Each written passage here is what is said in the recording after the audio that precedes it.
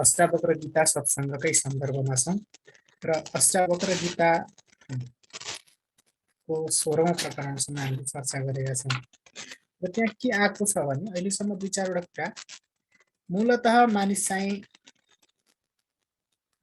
मूलतः चाहिँ मानिसले विचार शून्य हुनुपर्ने, इन्द्रियका चेष्टा मनका चेष्टालाई पनि मान्छेले तटस्थ राखेर तिनीहरूको साक्षी भावमा बस्नुपर्ने पर्ने भन्ने कुरो भन्दा नि जो बस्छ त्यो नै ज्ञानी हो र ज्ञानी त्यसरी बस्छ।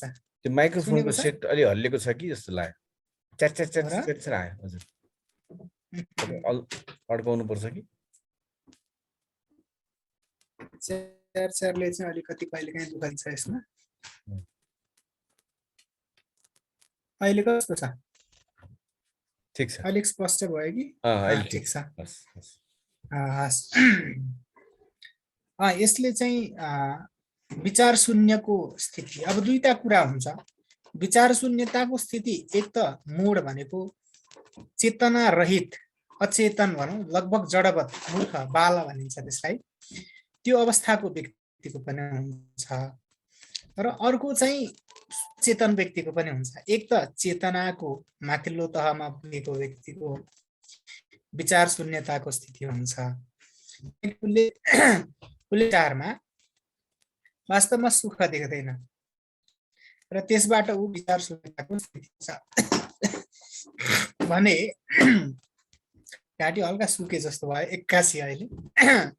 अर्को चाहिँ विचार शून्यताको भनेको कस्तो हुन्छ भने चेतनाको स्तर विकासै भएको छैन, उसलाई विचार गर्नु नै मन लाग्दैन। सामान्य लौकिक व्यक्तिहरूले विचारै गर्दैन। उनीहरू वास्तवमा दुनियाँले एउटा निश्चित नियम बनाएको छ, त्यो नियममा हामी दौडिन्छौँ भनौँ न। दुनियाँका मान्छेहरू भनेको हामी नै हो। हामी चाहिँ प्रायः जतिखेरसम्म हाम्रो चेतनाको माथिल्लो तह पुगेको छैन तबसम्म चाहिँ हामी के गर्छौँ भने एउटा सांसारिक नियम जुन बनेको छ त्यो नियमको पछाडि परिधिमा हामी दौडिन्छौँ। जस्तो कि जन्मिनुपर्छ, जन्मेपछि खानुपर्छ, हुर्किनुपर्छ, हुर्केपछि पढ्नुपर्छ, बढ्नुपर्छ।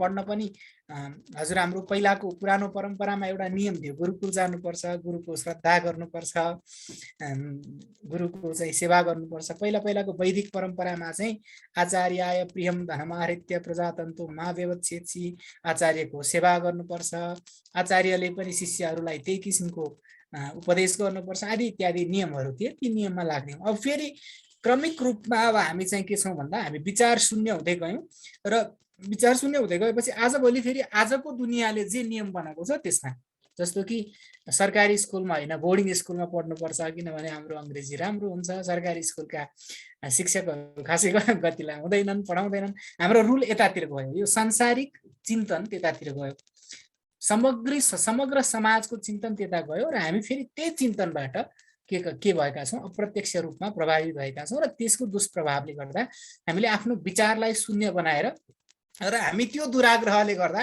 साँच्चै राम्रो पढाउने टिचर पनि सरकारी टिचर हो भने चाहिँ त्यसका कुरा सुन्दैनौँ होइन। तर त्यही बोर्डिङमा पढाउँदा हत्तु हैरान भएर त्यो बोर्डिङको चाहिँ अलि जान्ने जस्तो शिक्षकले चाहिँ सरकारी खानु पर्यो भनेर खाने हो नि, त्यो त पास भएर अनेक गरेर माथि योग्य भएर ठहरिएर माथि जाने हो र पनि सरकारी विद्यालयमा गइसकेपछि चाहिँ त्यसले खासै राम्रो पढाउँदैन तिर हाम्रो सबैको नहुन सक्छ तर धेरै जसोको त्यस्तो हाम्रो चिन्तन छ। यो चिन्तनको कारण के हुन्छ त भन्दा हाम्रो आफ्नो विवेकले कम काम गर्छ। जब हामी अर्काको विवेकलाई आफ्नो विवेक ठेक्का दिन्छौँ, आफ्नो विवेक जिम्मा लगाइदिन्छौँ, हामी आफ्नो दिमागलाई, आफ्नो विवेकलाई, आफ्नो बुद्धिलाई प्रयोगै नगरेर अर्काको बुद्धिलाई प्रयोग गर्न दिन्छौँ, त्यस पछाडि हाम्रो विवेकले कम काम गर्छ र हाम्रो विवेकको कम जागृति हुनुको मूल समस्या यो हो। यो अवस्थामा मान्छे अचेतन जस्तो हुन्छ र अर्को अवस्था चाहिँ चेतनाको पराकाष्ठामा पुग्यो। उसले धर्म अर्थ काम मोक्षको सम्पूर्ण चिन्तन गर्यो, शास्त्रहरू सुन्यो, गुरुहरूको सेवा गर्यो, आराधना गर्यो, उपासना गर्यो, चित्त शुद्ध गर्दै गर्दै गयो, धर्म कर्मबाट पनि माथि उठ्दै गएर ब्रह्म सद्भाव। अस्ति नै मैले एउटा श्लोक भनेको थिएँ, हजुरहरूलाई सम्झना छ कि छैन? उत्तमो ब्रह्म सद्भावो ध्यान भावस्तु मध्यम स्तुतिर जपो धमो भावो बाह्य पूजा धमा धमा भनिन्छ। बाह्य पूजा अधम भन्दा अधम हो, त्योभन्दा माथिको स्तुति जप हो, त्योभन्दा माथि ध्यान भाव हो र त्योभन्दा माथि ब्रह्म सद्भाव हो। यो ब्रह्म सद्भावसम्म पुग्नको लागि पनि सबैभन्दा तल्लो श्रेणी अथवा बाह्य पूजाको पनि प्रकरण चाहिँ हामीले पुरा गर्नुपर्छ। र बाह्य पूजनको तीर्थयात्रा, भ्रमण, तीर्थस्नान, जलस्नान, त्यसै गरी मन्दिरहरूको तीर्थको सेवा आदि इत्यादि गरेपछि त्यसभन्दा माथि पुगेर हामी के गर्छौँ? स्तुति गर्छौँ, जप गर्छौँ। हामी घरैमा बसेर भगवत चिन्तन गर्छौँ, जप गर्छौँ र त्योभन्दा माथि पुगेपछि हामी ध्यान गर्छौँ। ध्यानमा पुगिसकेपछि हामी निधिध्यासनको अवस्थासम्म पुग्छौँ र त्योभन्दा पनि माथि, अब ध्यानबाट पनि माथि उठ्यौँ, ध्यात्री ध्यानै परित्यज्य क्रमाध्ययैक गोचरम निवात दीपवत् चित्तम समाधिर विधीयते। समाधिको प्रसङ्ग आउँछ। त्यो ध्यान पनि छोडेर हामी चाहिँ ध्यान गर्ने बेलामा दुईटा कुरा छ। एक म छु, दुई ध्येय वस्तु छ, तीन ध्यान छ। त्रिपुटी भनिन्छ यसलाई। त्रिपुटी छ यानि कि ध्यान गर्ने व्यक्ति छ, व्यक्तिको सत्ता पनि त्यहाँ छ, ध्यान गरिएको वस्तुको अथवा अर्को कुनै पदार्थ तत्त्वको सत्ता पनि छ र बीचमा ध्यान भन्ने एउटा दुईटालाई जोड्ने पुलको पनि, सेतुको पनि त्यहाँ सत्ता छ। तीनटा कुराको सत्ता छ। तर क्रमिक रूपमा त्यो कुरो यति धेरै प्रगाढ हुँदै जान्छ, यति धेरै प्रगाढ हुँदै जान्छ कि त्यो प्रगाढताको अवस्थामा चाहिँ ध्याताले म ध्याता हुँ भन्ने नै बिर्सिन्छ। त्यसले केवल त्यो ध्यान के अरे ध्यान गरिरहेको वस्तु अथवा ध्येय वस्तुलाई मात्रै त्यसले हेरिरहन्छ र ध्येय वस्तुमा त्यो यति धेरै लीन हुन्छ, यति धेरै लीन हुन्छ कि त्यसले आफ्नो ध्याताको सत्ता बिर्सिन्छ अनि ध्यान भन्ने बिचको सेतुको सत्ता बिर्सिन्छ र केवल त्यो ध्यानमा मात्रै, जुन वस्तुमा उसले ध्यान गरेको त्यो ध्येय वस्तुमा मात्रै एकदमै केन्द्रित हुन्छ। यो अवस्था चाहिँ समाधिको अवस्था हो भनिन्छ। यो समाधिको अवस्थामा चाहिँ पुग्नु सबैभन्दा माथिल्लो तह हो। अब यसै गरी त्यो अवस्थामा पुगेपछि चाहिँ व्यक्ति विचार शून्य हुन्छ, व्यक्तिको विचार चेतना कम हुन्छ। यही कुरा हो। ज्ञानीको अवस्था पनि त्यो ध्यान समाधि पनि होइन, समाधि भन्दा पनि माथिको अवस्था हो ज्ञानीको अवस्था। त्यो व्यक्तिले सम्पूर्ण कर्म गरिरहेकै छ, बोलेकै छ, खाएकै छ, हिँडेकै छ, हाँसेकै छ, खेलेकै छ, उसले छोराछोरी पनि पालेको छ, बच्चा बच्ची नै हुर्काएको छ, अथवा त्यसो गर्न मन नलागे पनि गरेको छैन, भोग लीलासँग खेलेको छ। तर त्यो व्यक्तिलाई खासै ती कुराहरूसँग लेनादेना छैन र त्यो विचार गरेर के काम छ र भनेर दुनियाँ सोचिरहँदैन, ऊ विचार शून्यताको स्थितिमा पुग्छ। उदाहरणको लागि मैले धेरै पटक, 10औं पटक भनेको नाम जड भरतलाई लिन सकिन्छ। हामी भागवतका जड भरत पात्रलाई लिन सकिन्छ, ऋषभदेवको अन्तिम चरित्रलाई लिन सकिन्छ हैन। त्यसै गरी अरूको पनि चरित्रलाई लिन सकिन्छ। त्यहाँसम्म हामी छौं। अब हामीले अस्ति 16औं प्रकरणको अन्तिमसम्म चर्चा गर्यौं। अलिकति बाँकी छ। 16औं प्रकरणको 7औंसम्म हामीले अस्ति चर्चा गरेका छौं। विरक्तो, अब अगाडिको अलिकति म भन्छु, त्यस पछाडि हामी गर्छौं। विरक्तो विषय द्वेष्टा रागी विषय लोलुपः ग्रह मोक्ष विहीनस्तु न विरक्तो न रागवान। विरक्त व्यक्तिले के गर्छ? विषयको द्वेष गर्छ। यानी कि विषय भनेका रूप रस गन्ध स्पर्श शब्द, जस अन्तर्गत हामीले भोग गर्ने, हामीले देख्ने, हामी अल्झिने सम्पूर्ण विषयहरू पर्छन्। घरबार, इष्टमित्र, धन सम्पत्ति, रहर इच्छा, कला, संस्कृति भनेर जति पनि हामी संसारमा अल्झिने विषयहरू छन्, विवाद गर्ने विषयहरू छन्, विचार गर्ने विषयहरू छन्, ती विषय हुन्। त्यसलाई भनिन्छ विषय। इन्द्रिय भनेको ज्ञानेन्द्रिय र मन पनि इन्द्रियको कुरा हो है। त्यो मन र सम्पूर्ण ज्ञानेन्द्रिय कर्मेन्द्रियहरूले छुन र विषयगत गर्न सक्ने, मन र कर्मेन्द्रिय ज्ञानेन्द्रिय अल्झिन सक्ने ठाउँ जति सबै विषय हुन्। र त्यो विषयलाई चाहिँ विरक्त व्यक्तिले द्वेष गर्न थाल्छ। मलाई यो के खान मन लागेको होला, खाने कुरासँग रिस, लाउने कुरासँग रिस, यो केही पनि काम छैन, चाहिँदैन, यो पनि ठिक भएन हैन। अर्को रागी विषय लोलुप, रागीले फेरि के गर्छ? चाहियो, मलाई राम्रो लाउनु पर्यो, राम्रो खानु पर्यो, के मिठो खानु पर्यो आदि इत्यादि गर्छ। भनेपछि यो राग र द्वेष हुन्छ विरक्तमा र रागीमा। तर त्यो बीचको अवस्था, अस्ति उज्जवल सरले भन्नुभएको थियो, एउटा अवस्था हुन्छ, वीतरागी अवस्था भनिन्छ त्यसलाई। यो अगाडि एकछिन पछाडि यसको प्रसङ्ग आउँछ। वीतराग भनेको राग गइसक्यो तर द्वेष उत्पन्न भएको छैन। वैराग्य पनि विरक्तको स्थिति होइन, तर त्यो फ्रस्ट्रेसन होइन। विरक्त भनेको कस्तो अवस्था हो भने फ्रस्ट्रेसन भनिन्छ नि, मतलब यो निराशा, फ्रस्ट्रेसन भन्छन् त्यसलाई। फ्रस्ट्रेसन भनेको चाहिँ खासमा यो नकारात्मक वैराग्य के नकारात्मक वैराग्य भनेको विषयप्रतिको तटस्थता होइन कि विषयप्रतिको विद्वेष। दुईटा कुरा हुन्छ। मान्छे टाढा कसरी हुन्छ, जस्तो हजुरहरूसँग म आजसम्म टाढा थिएँ अथवा म अहिले पनि टाढा हुन सक्छु, तर म टाढा हुने दुईटा अवस्था हुन सक्छन्। एउटा अवस्था म हजुरहरूसँग द्वेष गरेर टाढा हुन सक्छु, अर्को अवस्था म हजुरहरूको व्यवस्था गरेर टाढा हुन सक्छु। तटस्थ, हजुरहरूसँग कुनै रिस पनि छैन, राग पनि छैन, कुनै अनुराग पनि छैन, फोन गरिराख्नु अथवा भेटिराख्नु भन्ने पनि लाग्दैन। त्यो अवस्थामा पनि म टाढा बसिदिन, तटस्थ बसिदिन सक्छु। तर यो मान्छे ठिक छैन भनेर म त्यो रिसाएर पनि कतिपय अवस्थामा टाढा बस्दिन सक्छु। यसरी यो दुईटा अवस्था मध्ये त्यो वितरागी व्यक्तिको विषयप्रतिको टाढा रहने अवस्था, विषयसँग टाढा रहने अवस्था भनेको चाहिँ द्वेषपूर्वक होइन, त्यो चाहिँ तटस्थतापूर्वक हो। त्यो चाहिँ खास विषयमा केही पनि छैन, विषयको चिन्तन गरिरहनु उसलाई आवश्यक लाग्दैन, त्यस विषय चिन्तन गर्दैन। तर विषय चाहिँ चाहिँदै चाहिँदैन, विषय हुँदै हुँदैन भन्ने कुरा नै उसले द्वेष पनि गरिरहँदैन। यो द्वेषपूर्वक जुन व्यक्ति टाढा हुन्छ त्यो व्यक्ति चाहिँ फेरि के हुन्छ भने जबरजस्ती त्यसमा फेरि पनि ठोकिन्छ। यो सम्भावना, यो दुर्घटना धेरै ठाउँमा भएको छ। हामी जस्तो जुनसुकै विषयमा द्वेष गर्यो त्यो विषयमा अन्तिममा गएर फेरि त्यसमा जस्तो कतिपय धेरै उदाहरण मैले यो अन्यथा हुन्छ भनेदेखि आध्यात्मिक हुनुहुन्छ यहाँ धेरै व्यक्ति, कतिपय व्यक्तिहरू समाजमा त्यस्ता व्यक्ति देखिन्छन् जसले पहिला के गर्छन्, मांसाहार गर्नु हुँदैन भन्छन्, अनि मांसाहार गर्नु हुँदैन भनेपछि मांसाहार गर्न छोड्छन्, अनि छिछि दूर दूर गर्ने, के गर्ने, सिनो खाएको के खाएको भन्ने अनेक गर्ने गर्छन् हैन, गाली गर्छन्। अनि पछि अन्तिम अवस्थामा पुगेपछि चाहिँ फेरि मृत्युको अवस्थामा फेरि मांसाहार गरेर मर्छन्। मैले दुईजना त मैले नै देखिसकेँ त्यस्ता व्यक्तिहरू।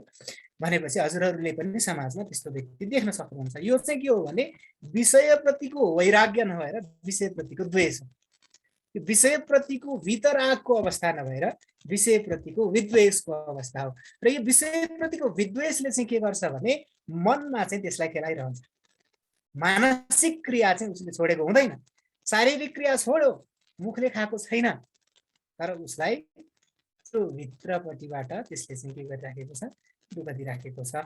त्यसको मनले चाहिँ भित्रभित्रै के गरिराखेको छ, प्रोसेस गरिराखेको छ। र अन्ततः अचेतन अवस्था भनिन्छ, जसलाई सबकन्सियस अथवा अनकन्सियस माइन्ड भनिन्छ साइकोलोजीको भाषामा। पश्चिमाहरूले यसरी व्याख्या गर्छन्। त्यो भित्रपट्टि संस्कारको रूपमा चाहिँ त्यो मांसाहारप्रतिको के भन्छ, राग, त्यो राग नै द्वेष बन्ने हो क्या एउटा निश्चित अवस्थामा।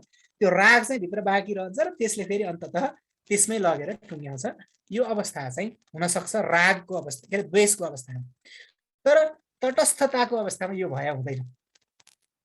किन? अगाडि आइपर्यो भने पनि त्यसलाई चिन्ता हुँदैन नि त।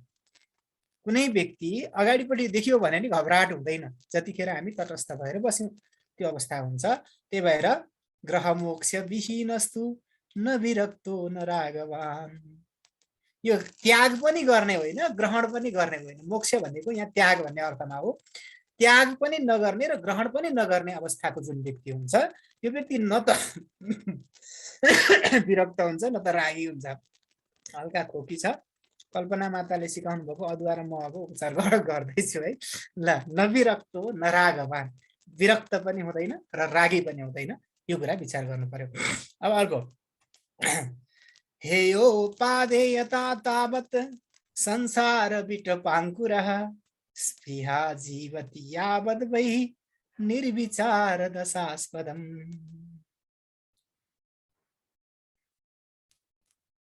अब यो हेयो पादेयता तावत्, हेयो पादेयता तावत् संसार विटपाङ्कुरः, दुईटा कुरा अस्ति हामीले अलि डिटेलमै यसमा अलि धेरै नै समय लगाएर व्याख्या गरेका छौँ, फेरि भन्नु पर्दैन।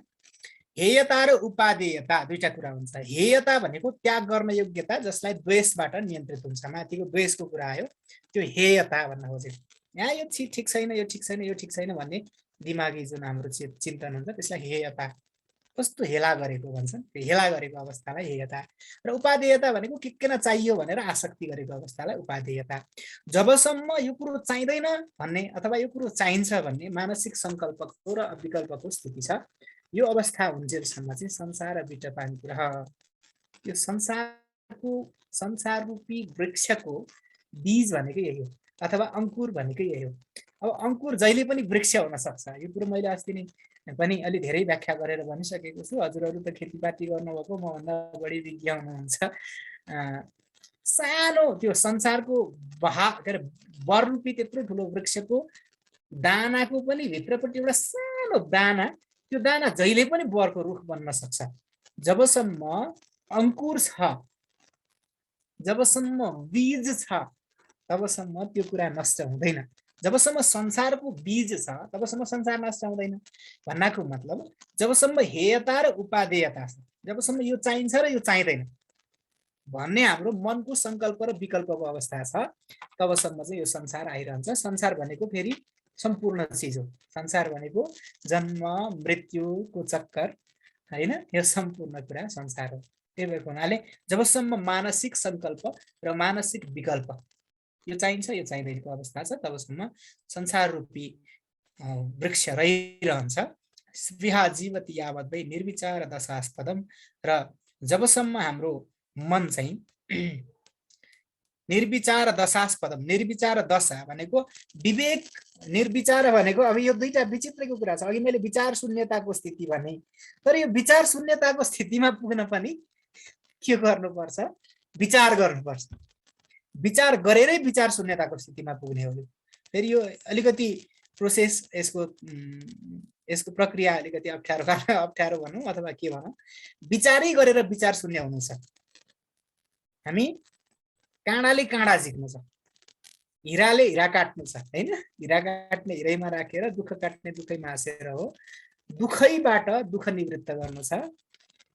विचारै गरेर विचार शून्य हुन्छ। किन विचारै नगर्ने व्यक्ति त विचार शून्य हुन नि सक्छ, नहुन नि सक्छ। फेरि कुन दिन विचारको अंकुर फलाइरहन सक्छ।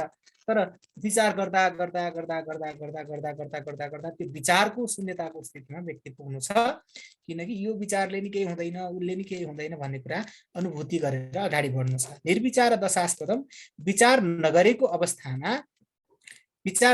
अवस्थामा जुन व्यक्ति चाहिँ के अरे स्पृहा भनेको वासना हाम्रो दिमागमा रहन्छ।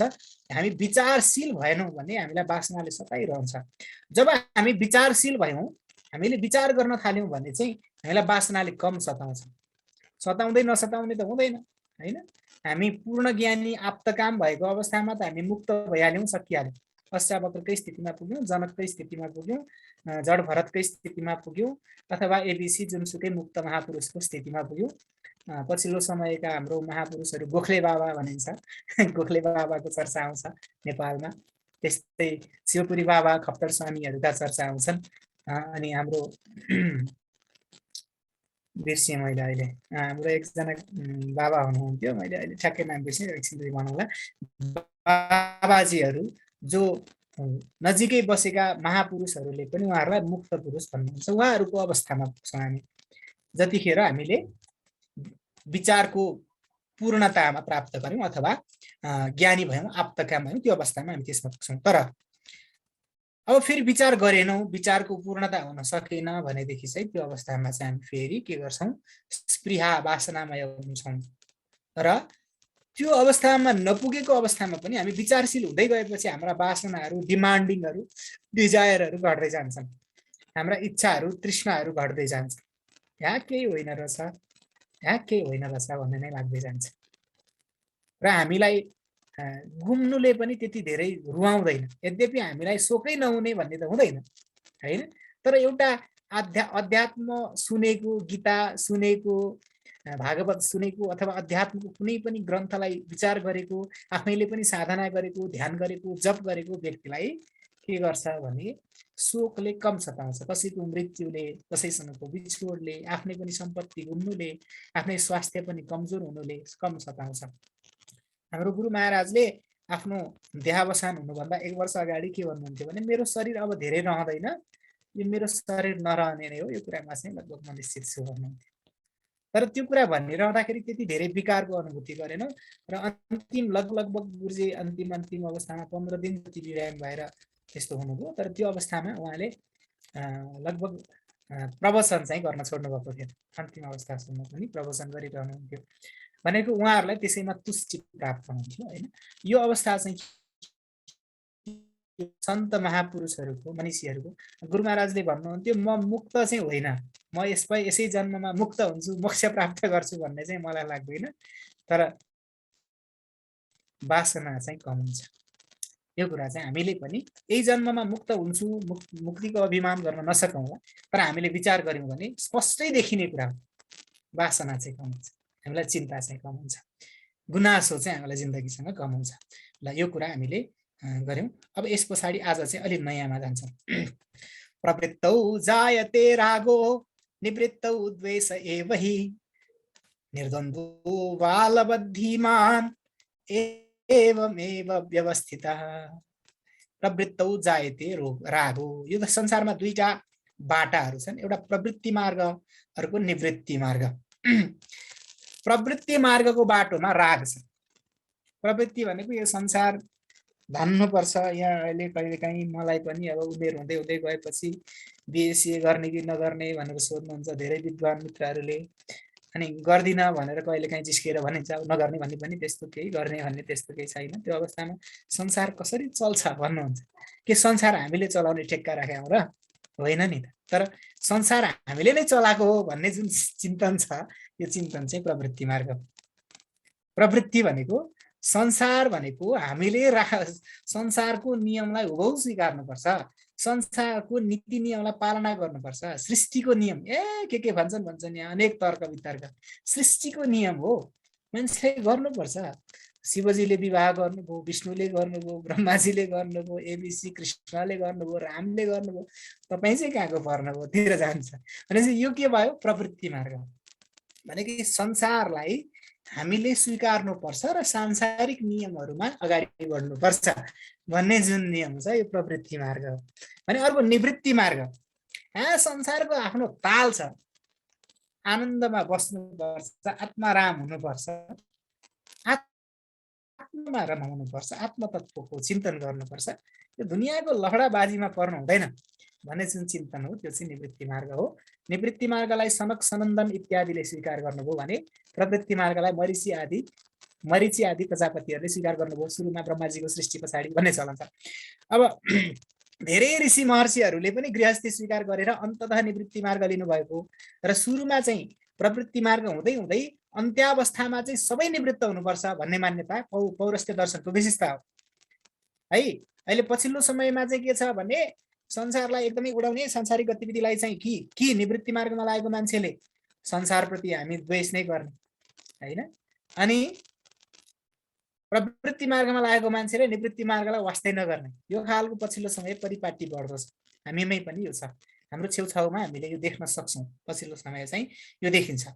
प्रवृत्तौ जायते रागो, प्रवृत्ति मार्गमा लागेको मान्छेले के भन्छ, यो म पनि देउता मान्छु जोगी, म पनि देउता मान्छु, तर तिमीले मान्ने देउता र मैले मान्ने देउतामा आकाश जमिनको फरक छ भनेर हाम्रो बालकृष्ण समूहले लेख्नु भएको छ। त्यो भनेको चाहिँ मतलब के हो भने मैले मान्ने देउता चाहिँ कर्मलाई नै म देउता मान्छु भन्ने प्रसङ्ग अन्ततः आउँछ। त्यसको मतलब चाहिँ के हो? प्रवृत्ति हो। त्यो चाहिँ प्रवृत्ति मार्ग भने। निवृत्ति मार्ग भनेको चाहिँ के हो भने निवृत्तौ द्वेष भई, निवृत्ति मार्गमा चाहिँ संसारको द्वेष छ। फेरि संसार चाहिँदैन, संसार काम लाग्दो छैन, संसारलाई दुःखालयमा शाश्वतम, यो दुःखको भाँडो हो, यो खत्तम हो, भवाटवी हो, यो जङ्गल हो, यसमा गएपछि फसिन्छ हैन, यस्तो द्वेषको भावना हुन्छ। तर निर्द्वन्द्व बालबद्धिमान, यो राग र द्वेषको द्वन्द्व अथवा ड्युअलिटी अथवा यो संशयको अवस्था नभएको बालवत, बच्चा जस्तो के, बच्चालाई के मतलब यो आफ्नो कि यो अर्काको, मिठो बोलिदियो भने चुप लागेर आउँछ, यानि कि उसलाई के मतलबै लाग्दैन, आफ्नो परकोसँग मतलब छ। जो पछि लागेर जता हिँड्दिन नि सक्छ। उसलाई यो मान्छे अपहरण गर्न आएको हो कि उसलाई यो मान्छे अब भगवान कृष्ण जस्तो व्यक्तित्वले पनि बाल लीला देखाउँदा के गर्नु भएको छ, यो विष पिउन आएको हो कि दुध पिलाउन आएको हो के मतलब, उसलाई देखेपछि खाइदिन्छ, मतलब लाग्दैन। ऊ त्यस्तो दुनियाँ लफडाबाजी गर्दै बालवत। अब अर्को बाल शब्दको अर्थ मूर्ख भन्ने पनि हुन्छ। मूर्ख भनेको विचार नगर्ने व्यक्ति। निर्द्वन्द्व भनेको यो चाहिँ अघिको अवस्था मैले भने राग र द्वेष दुईटै नभएको, राग द्वेष विहीन द्वन्द्व रहित व्यक्ति चाहिँ एवमेव व्यवस्थित, त्यो द्वन्द्वको स्थितिबाट टाढै रहन्छ र त्यो आफ्नो अवस्थामा आत्मतत्वमा र ज्ञानको परम्परा काष्ठमा स्थित भएर बसिरहन्छ। यो स्थिति चाहिँ ज्ञानी व्यक्तिको हुन्छ। अब अर्कोमा जाउँ। हातुमिच्छति संसारम रागी दुःख जिहासया वीतरागो हि निर्दुःखस तस्मिन्नपि न खिद्यति। अब यो दुःख भन्ने चिज पनि हाम्रो एउटा मानसिकताले निर्माण गरेको विषय हो। जस्तो कि घरमा बस्नु सुख, जेलमा बस्नु दुःख। अस्ति नै मैले यो धेरै भनि नै सकेँ होला यो कुरो, मैले दोहोऱ्याएको कुरा। मैले अस्ति नै भनेको थिएँ, सिंहले आकाश पिञ्जरा चराउँदैन, चराले आकाश होइन पिञ्जरा मन पराउँदैन है। यो चाहिँ निरज भट्टराई भन्ने एकजना गजलकार साथी हुनुहुन्छ, उहाँले लेख्नुभएको गजलको शेर हो। यसले के भन्छ भने हाम्रो निश्चित धारणा छ, एउटा निश्चित परिधि छ, सोचको परिधि। त्यो सोचको परिधिबाट हामी के हुन्छौँ भने हामी आफै के छौँ, घरमै बसेका छौँ। हामी आफ्नो इच्छाले वर्षौंसम्म एउटै कोठामा थुनिन सक्छौँ, तर अर्काको इच्छाले हामी 1 घण्टा पनि कुनै ठाउँमा बाँधिएर रहन सक्छौँ। यो अवस्था हाम्रो हुन्छ। आफ्नो इच्छाले हामी कुनै पनि ठाउँमा कति पनि समय बस्न सक्छौँ भने अर्काको इच्छाले हामी बस्न सक्दैनौँ। यो मानसिक दायरा। त्यही भएर दुःख र सुखको विवेचना गर्ने सन्दर्भमा सबैभन्दा सजिलो उपायमा नीतिमा भनेको छ, सर्वम परवशम दुःखम सर्वम आत्मवशम सुखम एतद् विद्यात् समासेन लक्षणम सुख दुःख हो। यो बहुत आध्यात्मिक अर्थ छ। यसो हेर्दाखेरि नीति श्लोक जस्तो र बहुत आध्यात्मिक। सबै अर्काको निर्णयमा हुनु दुःख हो, सबै आफ्नो निर्णयमा हुनु सुख हो। यति हो। हामी हाम्रो खुसीले हामी अपराध नै रोजौँ, हामी आफू नरक रोजौँ, तर हामीलाई सुख हुन्छ। तर हामी अर्काले जबरजस्ती दिएको स्वर्ग रोजौँ, त्यसमा हामीलाई दुःख हुन्छ। यो अवस्था हुन्छ। त्यही भएर यो मानसिकताको एउटा अवस्था हो। अब यहाँ हातुमिच्छति संसारम रागी दुःख जिहासया, यो रागी भनेको जुन अघि मैले भनेको प्रवृत्ति मार्गमा लागेको विषयप्रति राग भएको व्यक्ति छ, त्यो विषयप्रति राग भएको व्यक्तिले चाहिँ संसारम दुःख जिहासया हातुमिच्छति, किन संसार छोड्न खोज्छ? संसारम हातुम इच्छति, संसारलाई त्याग्न खोज्छ। किन? दुःख जिहासया, दुःख संसारको कारणले दुःख भएको छ। संसार छोडेपछि दुःख छुट्छ भनेर संसार छोड्न खोज्छ। उसको संसार छोड्नुको रहस्य दुःख छोड्नु हो। खास उसलाई दुःख मन पर्दैन, त्यही भएको हुनाले उसले दुःख छोड्नको लागि, दुःख नष्ट गर्नको लागि, दुःख हटाउनको लागि संसार छोड्न खोज्छ अथवा संसारप्रति द्वेष गर्छ, विषयप्रति द्वेष गर्छ। तर वीतरागो हि निर्दुःखस तस्मिन्नपि न खिद्यति। तर वीतराग भन्ने व्यक्ति चाहिँ यस्तो हुन्छ, त्यो व्यक्ति संसार पनि छोड्न खोज्दैन। किन? यसको कारण छ, उसलाई संसारले दुखितै बनाएको छैन। उसलाई संसारले कहिल्यै पनि दुखित बनाएको छैन। ऊ आफ्नो धारणामा यति अडिग छ कि उसलाई संसारको कुनै पनि कुराले छोएकै छैन। गीतामा आउँछ, पद्मपत्र विवाम भसा, जलमाथि छ, पानीमाथि छ, तर कमलको पात पानीले भिजेको छैन। त्यसै गरी ज्ञानी व्यक्ति त्यो अवस्थामा छ जुन व्यक्ति संसारमै छ तर संसारबाट अस्पृष्ट छ। संसारको गतिविधिबाट उसलाई कुनै किसिमको प्रभाव, कुनै किसिमको सकारात्मक अथवा नकारात्मक दुष्प्रभाव अथवा शुभ प्रभाव छैन। ऊ आफ्नो स्थितिमा, आफ्नो अस्तित्वमा, आफू हुनुमा आनन्दित छ। आफू हुनुमा आनन्दित छ। उसलाई यति आनन्द छ कि म छु, बस सक्यो। यसमा कोही चाहे दुःख आओस्, चाहे सुख आओस्, चाहे आओस् चाहे जाओस्, कति आए कति गए, हाम्रो नजरमा यस्ता दुःख सुख कति आए कति गए, कति कमाइयो कति खर्च गरियो, कति खाइयो कति खेलियो, कयौं जन्म पार गरियो, जन्मियो मरियो, यससँग लेना देना छैन। त्यही भएर ऊ दुःख छोड्न पनि खोज्दैन। त्यही भएर निर्दुःख भनेको उसलाई दुःखको स्थिति नै छैन। ऊ दुःखको चिन्ता नै गर्दैन। दुःख भनेको उसको चिन्तनको दायराभित्र दुःख भन्ने कुनै शब्दकोशमै छैन। त्यो दुःखको अनुभूति नै छैन। त्यस कारणले तस्मिन्नपि न खिद्यति, त्यो संसार प्रति कुनै खेद उसले व्यक्त गर्दैन। संसार छोड्नुपर्छ भनेर संसारलाई सरापेर ऊ बस्दैन। ऊ आनन्दित हुन्छ, ऊ आफ्नो अवस्थामा स्थित हुन्छ। त्यही भएको हुनाले रागी व्यक्तिले चाहिँ रागी व्यक्तिले संसारलाई दुःख हट्छ कि भनेर विषय छोड्न खोज्ने हो। जुन विषय उसले एउटा निश्चित धारणा बनाएको छ, जस्तो कि हामीले एउटा निश्चित धारणा बनाएका हुन्छौँ, जस्तो कि अब अहिले हामीलाई बाहिर गएपछि चिसो हुन्छ, त्यही भएर भित्र बस्नुपर्छ, हामीले चिसो छोड्नको लागि भित्र बस्छौँ। तर निर्द्वन्द्व व्यक्तिलाई ती कुराहरूसँग मतलब हुँदैन भन्ने कुरा आयो। अर्कोमा जाउँ है। यस्याभिमानो मोक्षेपि देहेपि ममता तथा न च योगी न वा ज्ञानी केवलम दुःख भाग असौ। यो चाहिँ हामीलाई नै गाली गरेको हो। यस्याभिमानो मोक्षेपि, अलिअलि ज्ञान मार्गमा लागेपछि अब हामीलाई के लाग्छ भने अब हाम्रो त मुक्ति भयो, अब हामी मोक्षतिर लाग्यो, अब हामीलाई यी संसारका दुःख सुख भन्ने कुराले खासै छुँदैनन्। मलाई त यो आजभोलि छोराछोरीको माया मोह नि लाग्न छोड्यो, गुरुहरूको प्रवचन सुन्दा सुन्दै म त अब यो शरीर शरीर भन्ने कुरो नि त्यही होइन, यही जन्ममा मोक्ष हुने। यह चेत अवेदित अथ सत्यमस्ति नचेत यह वेदिन महति विनश्ची भूतेषु भूतेषु विचित्य धीराः प्रत्यास्मात् लोकात् अमृता भवन्ति। यो उसमा आउँछ है, यो चाहिँ उपनिषदमा आउँछ। मेरो दिमाग नै एकछिन पासिभ भयो, पद जस्तो उपनिषदमा आउँछ। यसले चाहिँ के भन्छ भने यही जन्ममा जान्यो भने जान्यो, अर्को जन्म भनेको त आउँछ कि आउँदैन, आउन त आउँछ पक्कै पनि, कहिले आउँछ कहिले आउँछ नि होइन, त्यही भएर अहिले ज्ञान गर्नुपर्छ भन्छ। तर हामीलाई त्यो भइसकेपछि हट यही जन्ममा मुक्त भइसक्यो, अब हामीलाई गुरु। अनि त्यहाँ माथि अझ पछिल्लो समयमा त एउटा विकृति, मैले यो गाली गर्ने गर्छु, हजुरहरू पनि स्पष्ट हुनु होला, कुनै पनि व्यक्तिले विदाउट दुःख केही प्राप्त हुन्छ भनेर गफ दिन्छ भने त्यसको केही पनि तुक छैन भन्ने बुझ्नु। यो ढुक्कै हो। दुःख यसरी यसरी गर भनेर बाटो बताउँछ भने त्यो गुरुलाई मान्ने हो, त्यो बाटोलाई मान्ने हो, त्यो पथ प्रदर्शकलाई मान्ने हो।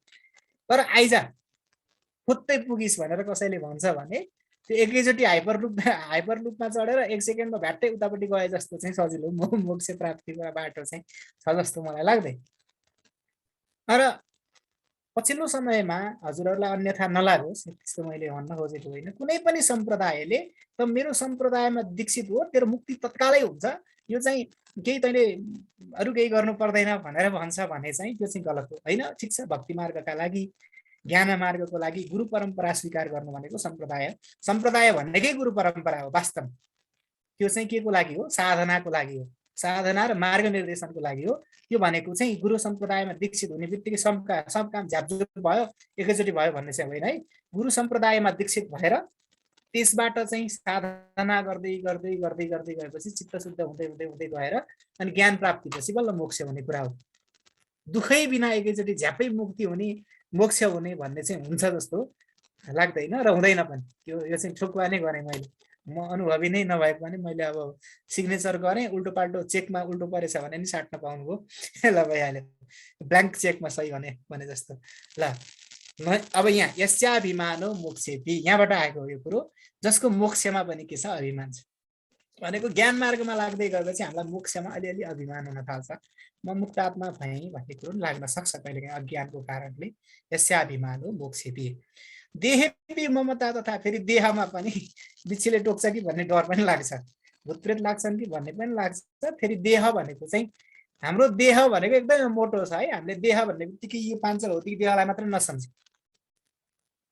घर बार इष्ट मित्र आमा साथी सम्बन्धी सम्पूर्ण कुरा देहभित्र पर्छ। देह सम्बन्धी कुराहरू पनि देहभित्र पर्छ। किन भन्दाखेरि यदि हाम्रो त्यो देह हुँदैन थियो भने हाम्रो आफ्नो घर जल्दाखेरि हामीलाई दुःख नलाग्नु पर्ने। त्यो मनले कल्पना गरेको सम्पूर्ण चिज पनि देह नै हो वास्तवमा। आध्यात्मिक अर्थमा हेर्दाखेरि त्यो पनि देह नै हो भनेपछि यो देहमा पनि फेरि ममता चाहिँ हाम्रो छुट्दैन।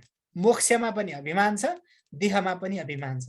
यो दुईटै कुरा चाहिँ हुन सक्दैन, जसलाई दुई जिब्रे भन्छौँ हामी। दुई जिब्रे अवस्था चाहिँ हाम्रो कहिलेकाहीँ हुन सक्छ। देह पनि अभिमान, मोक्षमा पनि अभिमान। जसको छ न च योगी, न त त्यो व्यक्ति योगी हो, नवा ज्ञानी, न त त्यो व्यक्ति ज्ञानी हो, केवलम दुःख भाग असौ। त्यो व्यक्ति दुःख भागी मात्रै हो। त्यो व्यक्तिलाई दुःखै मात्र छ, त्यो व्यक्तिलाई चिन्तै मात्र छ, त्यो व्यक्तिले केही गरी खानेवाला छैन। वास्तवमा त्यो दुखेको भाँडो हो। बोल्न त अब यी मेरै अवस्थालाई गाली गरे। मैले अघि नै भने नि यो हामीलाई नै गाली गरेको हो भनेर। के नजान्ने हो ज्ञानी हो भनेर आएर गफ गर्यो।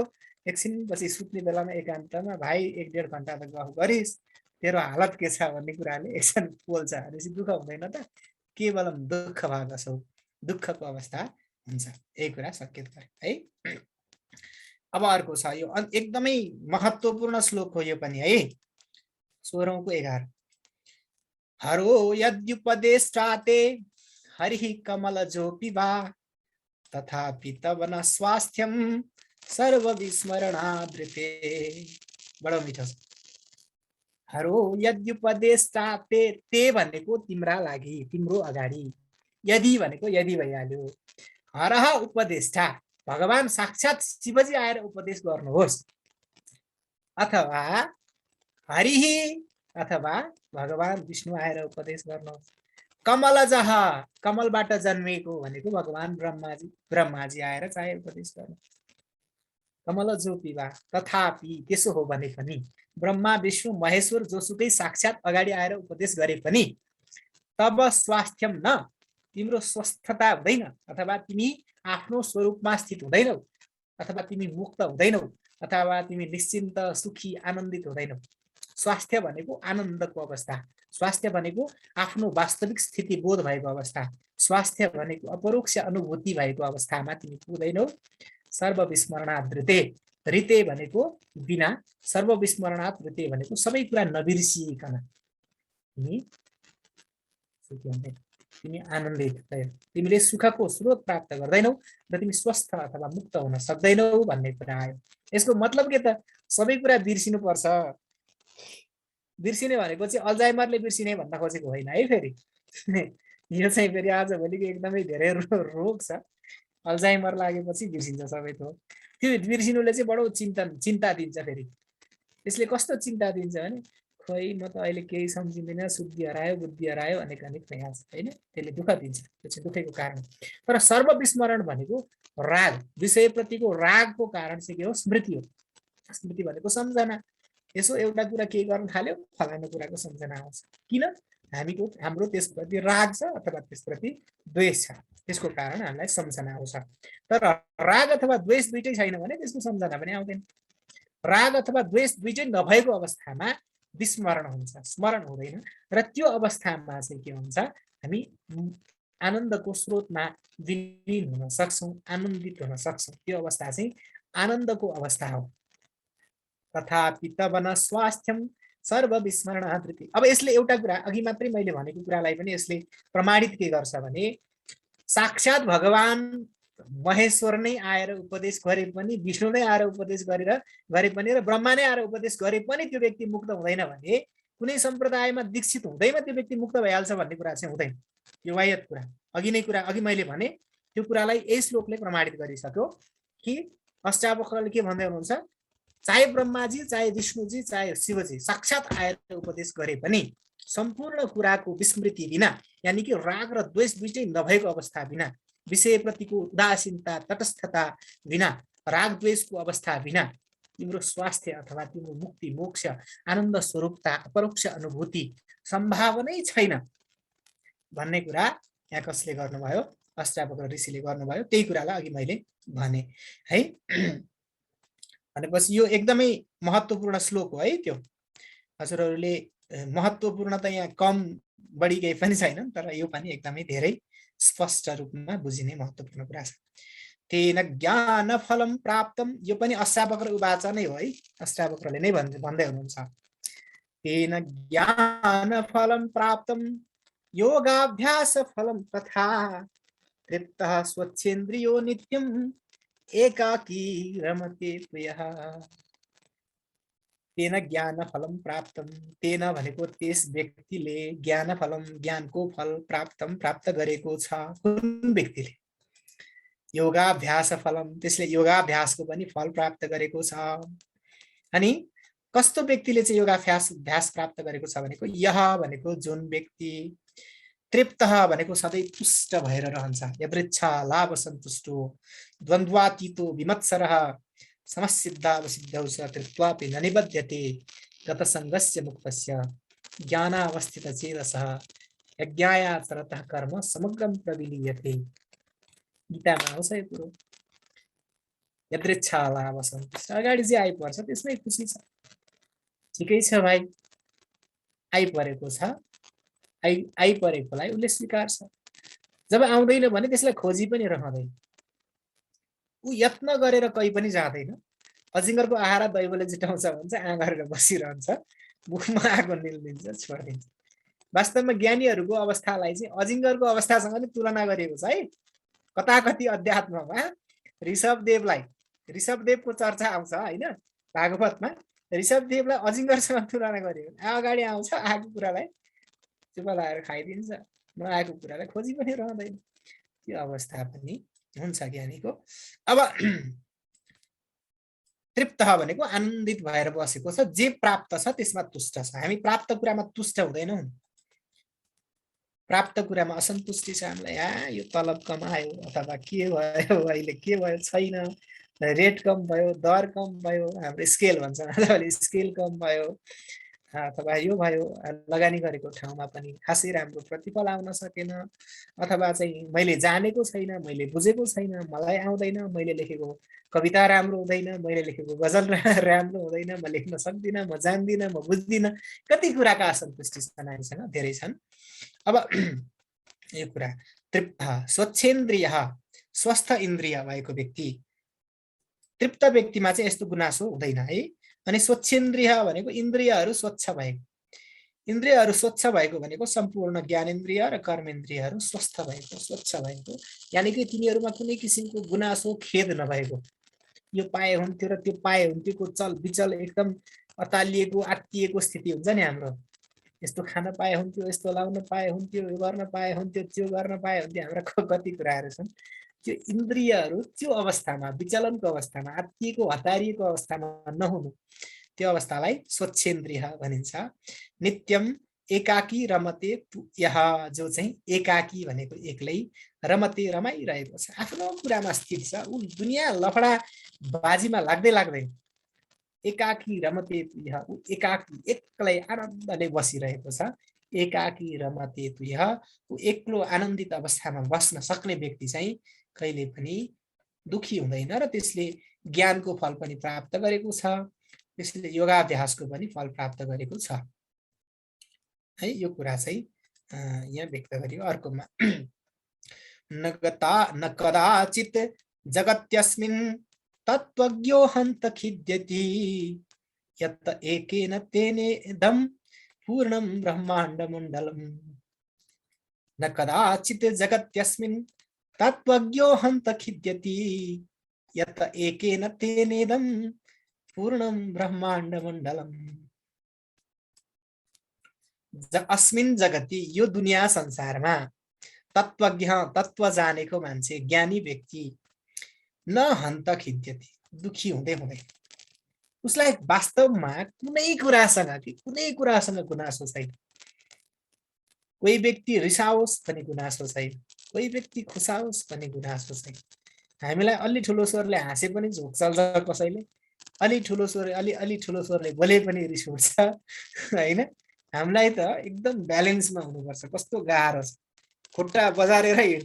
बुहारी, नयाँ बुहारीलाई पहिला त्यस्तो चलन थियो अरे सिकाउने होइन, खुट्टा बजारेर हिँड्नु हुँदैन, कपाल सपाल कता कता देखाउनु हुँदैन भन्ने चलन थियो पहिला, आजभोलि घटेको छ।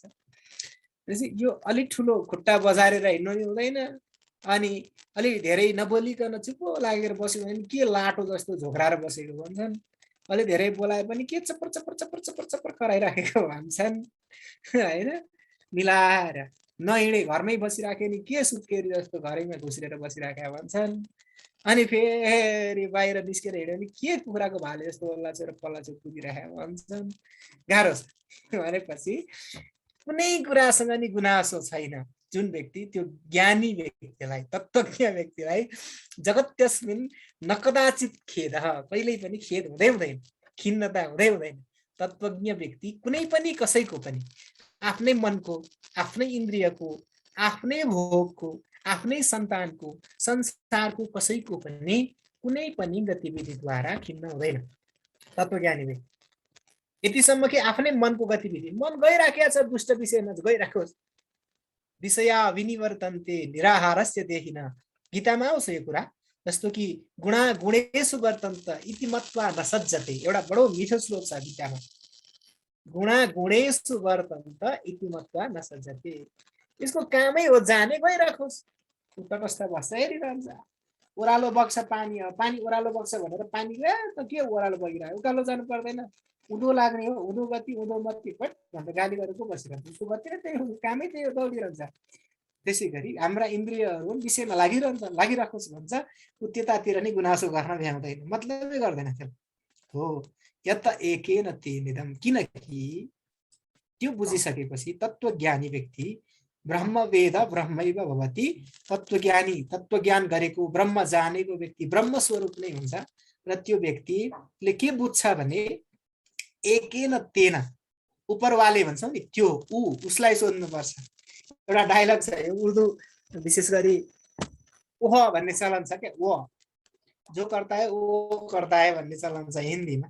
त्यो ओह भनेको चाहिँ त्यो, त्यसलाई चाहिँ हाम्रो उपनिषदले तत्त्वमसि, तत् भनेको त्यो, तत्को अर्थ परात्मा हो बुझिलिनु, त्वम भन्नु जीवात्मा हो, यिनको ऐक्य बुझाउने छ असिपद, रात दिन विचार गर्नु यो भनेर हाम्रा भानुभक्तले लेख्नु भएको छ।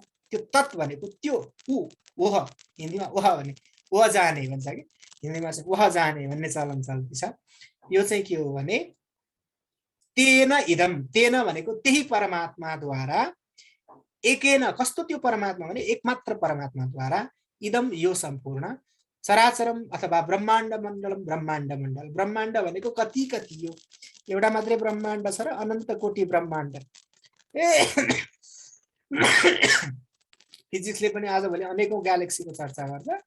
यी अनेकौं ग्यालेक्सीहरू मध्येको हामी के मिल्की वे हो कि कुन ग्यालेक्सीका हामी एउटा पृथ्वीका सानो कुनामा बसेर दुनामा खाने के न मैले गरेको छु भनेर घमण्ड गरेर तै पनि म मानव हुँ, सर्वश्रेष्ठ प्राणी हो, के न चिज छु भनेर बसेका छौँ।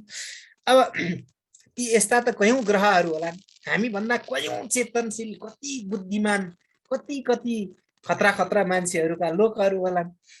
ती व्यक्तिहरूलाई पनि त्यही परब्रह्म परमात्मा तत्त्वले के गरिराखेको छ, ढाकिराखेको छ।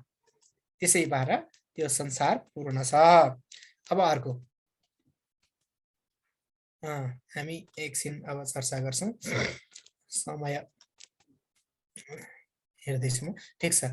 न जातु विषयाः केपि स्वारामं हर्षयन्त्यमी, सल्लकी पल्लव प्रीतिम इवेभं निम्ब पल्लवाः। यो अलिकति कविता जस्तो आयो है, यो चाहिँ काव्य जस्तो अलिकति उदाहरण पनि दिएको छ यसमा। न जातु भनेको न जातु, कहिल्यै पनि कुनै पनि अवस्थामा पनि, विषयाः विषयहरूले, केपि विषय कुनै पनि विषयले, स्वारामम आफैमा रमाउने व्यक्तिलाई, हर्षयन्त्यमी विषयहरूले सुखित बनाउँदैन, न हर्षयन्त्य, अमी भनेको यी विषयाः विषयहरूले स्वारामम आफैमा रमाउने स्वात्मरति आत्मरति व्यक्तिलाई, न जातु हर्षयन्ती कहिले पनि खुसी बनाइरहँदैन।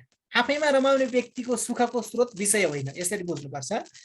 आफैमा रमाउने आत्माराम व्यक्तिलाई हर्षित हुनको लागि, आनन्दित हुनको लागि, सुखी हुनको लागि कुनै पनि के चाहिँदैन, विषय चाहिँदैन। विषय वस्तु सापेक्ष उसको सुख हुँदैन, विषय वस्तु सापेक्ष उसको आनन्द हुँदैन। उसको आनन्द त के छ, विशेष निरपेक्ष छ। ऊ आफैमा आनन्दित छ, ऊ आफ्नो अस्मितामा रमाउँछ, ऊ आफू छ त्यसैमा आनन्दित छ। ऊ आफू विद्वान छ त्यही भएर आनन्दित भएको होइन, ऊ आफू धनी छ त्यही भएर आनन्दित भएको होइन, ऊ आफू स्वस्थ छ बलियो छ त्यही भएर आनन्दित भएको होइन, बस ऊ छ त्यही भएर ऊ आनन्दित छ। उसको आफ्नो अस्तित्वमै उसको आनन्द छ, यो अवस्था छ। अब त्यो स्वाराम भन्छन् त्यस्तोलाई। अब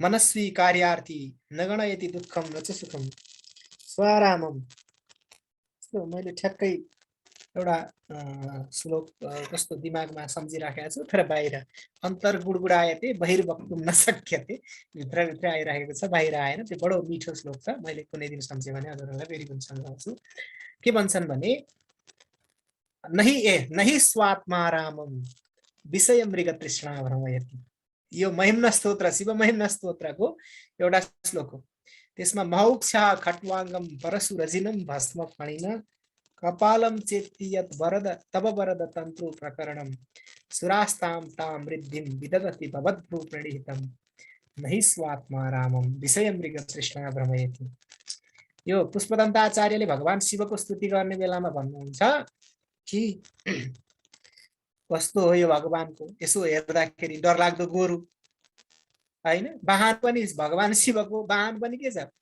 गोरु यो दुनिया संसारमा गाली गर्दाखेरि कस्तो गोरु रहेछ भन्ने भगवानको वाहन छ छिटो छिटो जान मन लाग्दो हो नि त भगवानलाई पनि हाइपरलुप विमान चाहिन्छ आजभोलि मान्छेलाई के अरे हाइपरलुप रेल हो क्या विमान पनि मान्छेलाई पुष्पक विमान चाहिन्छ अनि खट्वाङ्ग खाटको खुट्टो भगवानको अस्त्र शस्त्र पनि त्यस्तो चक्र शङ्ख जस्तो तेजिलो केही छैन खाटको खुट्टो के भगवानको अस्त्र भनेको पनि त्यस्तो छ खप्परको माला लगाइराख्नु भएको छ के हो भन्दा अन्ततः निष्कर्षमा उहाँले भन्नुभएको छ नहि स्वात्मा रामम विषय मृग तृष्णा आत्माराम आप्तकाम आफैमा रमाउने व्यक्तिलाई विषय रूपी मृग तृष्णाले घुमाउँदैन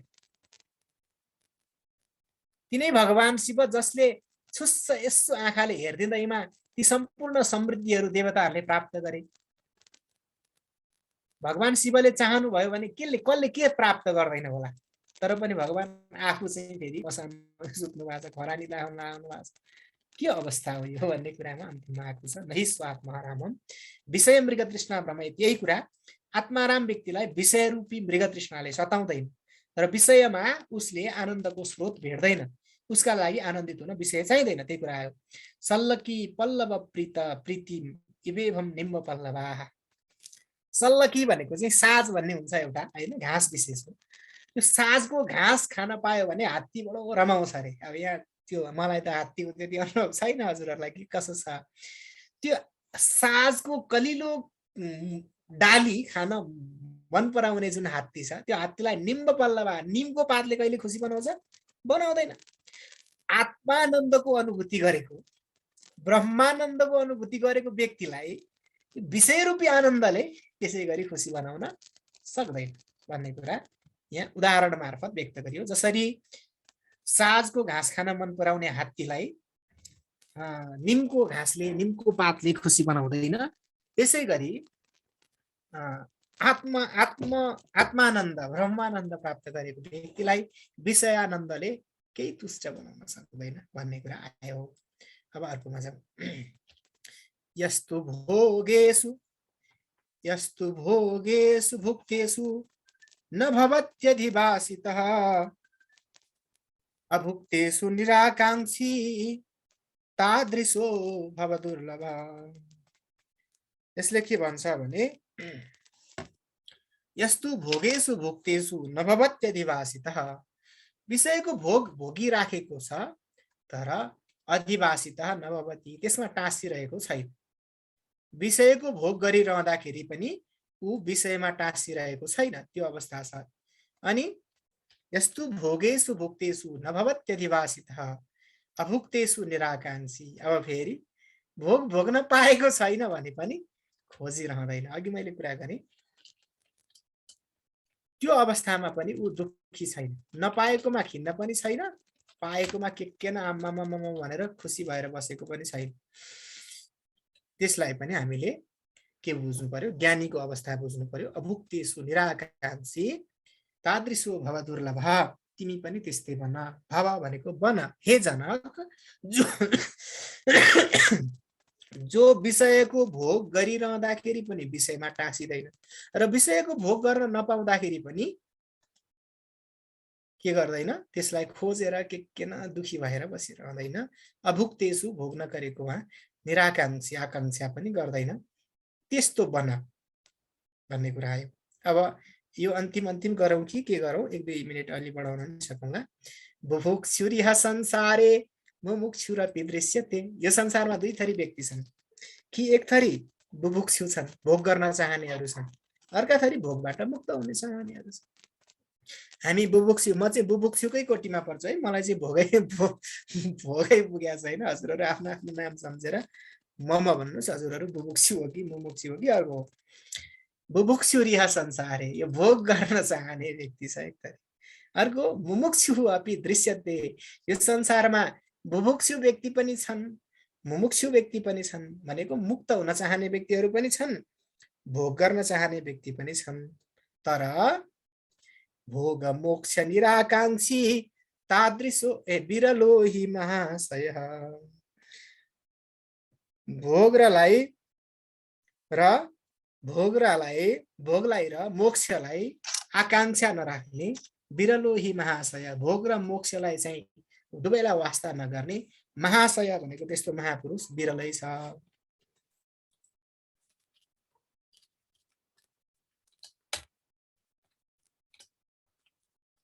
एकैछिन क्षमा गर्नु होला, मलाई क्षमा गर्नु होला। यो कहिलेकाहीँ यस्तै प्रवृत्ति मार्ग भनेर भन्नुहुन्छ, दुःख दिइरहन्छ। भोग मोक्ष निराकांक्षी बिरलो हि महाशय। भोग र मोक्षमा निराकांक्षी व्यक्ति नै के हुन्छ, त्यो चाहिँ बिरला हुन्छ, त्यो चाहिँ सजिलै प्राप्त गरिँदैन। हामीले देख्दैनौँ नि यो केले अन्यमनस्क बनायो, क्षमा गर्नुहुनेछ। भोग र मोक्ष दुवैलाई अवस्था नगर्ने महाशय भनेको महापुरुष चाहिँ बिरला छ भनेको त्यो दुर्लभ छ। तिमी पनि त्यस्तै दुर्लभ बन। कि मान्छे बुभुक्षु छ, कि भोग गर्न चाहन्छ, कि मुमुक्षु छ, मोक्ष चाहन्छ। त्यस्तो व्यक्ति बन जसलाई भोग पनि चाहिएको छैन, मुक्ति पनि मोक्ष पनि चाहिएको छैन। त्यही भएर भगवती देवीको स्तुति गर्ने बेलामा भगवान शङ्कराचार्यले भन्नुभएको छ, न मोक्षस्याकांक्षा भव विभव वाञ्छापि च न मे, न विज्ञानापेक्षा शशिमुखी सुखेच्छापि न पुनः, अतस्त्वां संयाचे जननी जननं यातु मम वै, गणानि रुद्राणि शिव शिव भवानी इति जपतः। भगवान स्तुति गर्ने बेलामा देवीलाई के भन्नुभएको छ भने, न त मलाई मोक्षको आकांक्षा छ, न त मलाई यो संसारको वैभवको आकांक्षा छ, न विज्ञान अपेक्षा विज्ञान प्राप्त भएर के न आहा आनन्द होस् भन्ने ज्ञानको अपेक्षा पनि छैन। शशिमुखी सुखेच्छा पिन पुनः, अगाडिपट्टि राम्री अथवा राम्रो कोही बसोस्, साथ पाइयोस् होइन, साथ पाइयोस्, राम्रो कोमल हात समातेर बस्न पाइयोस् भन्ने अपेक्षा पनि छैन। शशिमुखी सुखेच्छा, चन्द्रमाको जस्तो मुख भए कि कसैको शुभेच्छा पनि छैन। अनि मलाई त यति मात्रै चाहना छ, म त भगवती भनेर मेरो जिन्दगी कटोस् भन्ने अपेक्षा छ भन्नुभएको छ। त्यहाँ पनि अपेक्षा त छ, तर त्यहाँ मोक्ष पनि आकांक्षा छैन, त्यहाँ संसारको वैभव पनि आकांक्षा छैन। यो भन्न खोजेको यानि कि ज्ञान अवस्था। अब यही कुरा आज यति नै गरौँ। संसारमा भक्तहरू पनि ज्ञानी भक्त पनि हुन्छन्। भक्तहरू तपाईहरूले अब थाहा पाउनु भएकै विषय हो, फेरि पनि दोहोर्याएँ। संसारमा चार थरी भक्तहरूको चर्चा गरिएको छ, भागवतमै चर्चा हुन्छ यो। चतुर्विधा भजन्ते माम जनाः सुकृतिनोर्जुन, आर्तो जिज्ञासुरर्थार्थी ज्ञानी च भरतर्षभ। चर्चा हुन्छ आर्त भक्त, जिज्ञासु भक्त, अर्थार्थी भक्त र ज्ञानी भक्त, चार थरी भक्त हुन्छन्। एउटा आर्त भनेको दुःख पाएपछि भगवानलाई सम्झिन्छ। त्यही भएर कुन्तीले भगवानको स्तुति गर्ने बेलामा भागवतमा विपदः सन्तु न ससत् तत्र तत्र जगद्गुरु भन्नुभएको छ। शाश्वत भनेको निरन्तर, विपदः सन्तु विपदहरू हुन्, तत्र तत्र त्यहाँ त्यहाँ विपत्तिहरू हुन्, हे जगद्गुरु हे जगद्गुरु त्यहाँ त्यहाँ आपत्तिहरू आइलागुन्। किनकि भगवानको दर्शन विपत्तिको बेलामा हुन्छ अथवा स्मरण विपत्तिको बेलामा हुन्छ भन्ने प्रसङ्ग आएको छ। त्यो आर्त भक्तको कुरा। त्यसको उदाहरणको रूपमा अष्टम स्कन्धमा गजेन्द्र मोक्षमा आउने गजेन्द्रको चर्चा हुन्छ। किन दुःख भएपछि, अरूले केही पनि नगरेपछि हे भगवान तिम्रै हो भनेर सुनले कमल देखाएको प्रसङ्ग अगाडि नै मैले भनिसकेको हुन सक्छु, भनेको छु पक्कै पनि। यो आर्त। अर्को जिज्ञासु भनेको ज्ञान इच्छा गर्ने व्यक्ति पनि भक्ति गर्छ। ज्ञानको इच्छा भएपछि व्यक्तिले के गर्छ? भक्ति गर्छ। भगवान श्रीकृष्णले पनि कैलाशमा गएर तपस्या गर्नुभएको छ ज्ञान प्राप्तिको लागि। हजुरहरूलाई यो कुरो थाहा छ कि छैन? शिवपुराणमा यो प्रसङ्ग आउँछ।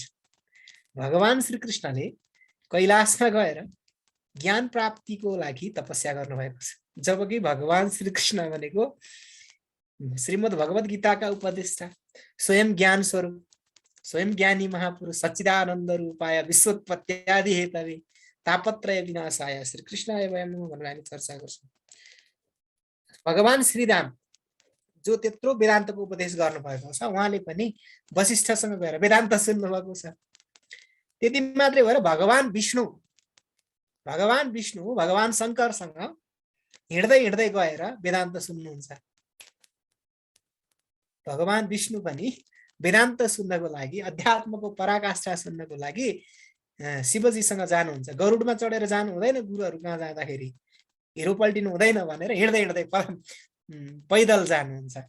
यस्ता प्रसङ्गहरू पुराणमा आउँछन् र त्यहाँ भगवान शङ्करले भगवान विष्णुलाई उपदेश गरेको प्रसङ्ग आउँछ। घट ज्ञानात् घटाज्ञानम यथा लोके विनश्यति तथैवा ज्ञाननाशेन नश्यत्य ज्ञानमात्मना भन्ने प्रसङ्गहरू धेरै आउँछन्। त्यो मैले अहिले लम्बे चौडे गरिन। अब अज्ञानको नाश हुनको लागि ज्ञान चाहिन्छ। जसरी घैँटो नजानेको व्यक्तिले घैँटो जानेपछि घैँटोको अज्ञान नष्ट हुन्छ, त्यसै गरी आत्मरूपी आत्माको अज्ञान नष्ट भएपछि आत्मज्ञान हुन्छ भन्ने प्रसङ्गहरू उदाहरणसहित त्यहाँ भगवानले उपदेश गर्नुभएको प्रसङ्ग छन्।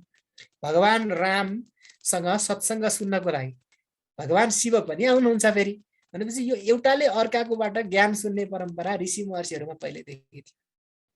हाम्रोमा मात्रै हो, हाम्रो जमानामा आएर मात्रै पण्डितः पण्डितम दृष्ट्वा स्वाहानवत घुरघुरायते भन्ने चलन छ। हामी एक अर्कालाई नजानेको जस्तो गर्छौँ। यो अवस्था हाम्रो छ, हामीमा त्यो समस्या छ। तर भगवान शङ्कर भगवान विष्णुमा एकले अर्काबाट वेदान्त उपदेश सुन्ने परम्परा थियो र छ। र यो कुरा चाहिँ मैले अघि भनेको जिज्ञासु ज्ञान प्राप्तिको लागि पनि व्यक्तिहरूले भक्ति गर्छन्। अर्को अर्थार्थी अर्थ प्राप्तिको लागि पनि भक्ति गर्छन्। त्यो त कति देखिन्छ राक्षसहरू दानवहरूले भक्ति गरेको प्रसङ्गहरू आइहाल्छ।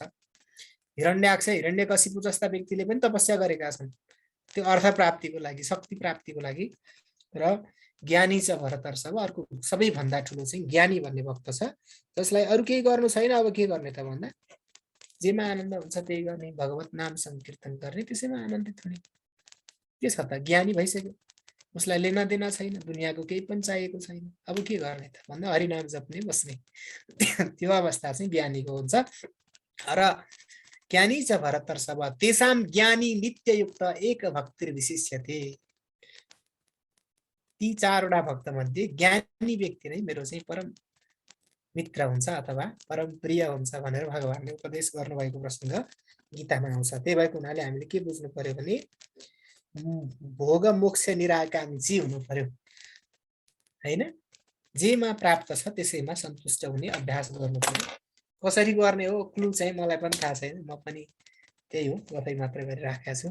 आजलाई यति नै गरौँ। हजुरहरूका केही जिज्ञासाहरू छन् भने सुनौँ।